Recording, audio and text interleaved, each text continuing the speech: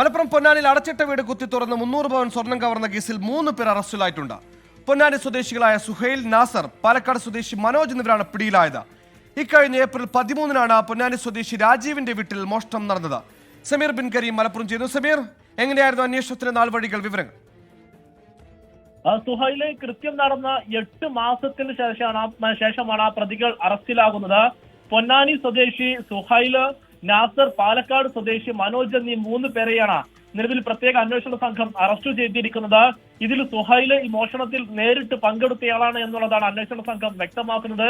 നാസറും മനോജും ഈ തൊണ്ടി മുതലായ സ്വർണം വിൽക്കാൻ വേണ്ടി സഹായിച്ചവരാണ് എന്നും പോലീസ് വ്യക്തമാക്കുന്നു.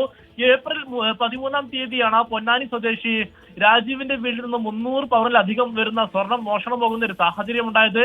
കവർച്ച നടക്കുന്ന സമയം രാജീവും കുടുംബവും എല്ലാം തന്നെ വിദേശത്തായിരുന്നു. പിന്നീട് CCTV നിന്നാണ് ഈ മോഷണം നടന്നവരെ മനസ്സിലാക്കുന്നത്.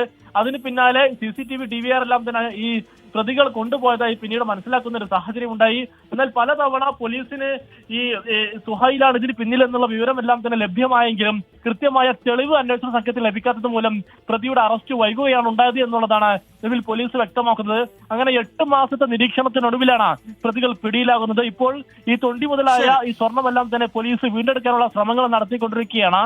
കേസിൽ ഇനി പ്രതികൾ പിടികൂടാനാവും എന്നുള്ളതാണ് അന്വേഷണ സംഘം വ്യക്തമാക്കുന്നത്. സുഹൈൽ, ശരി, മോഷ്ടിച്ചത് കൊണ്ട് എന്തായാലും ആർഭാട ജീവിതം നയിക്കാനാകില്ല. കാരണം ഇങ്ങ് കേരളത്തിൽ കേരള പോലീസ് ഉണ്ട്.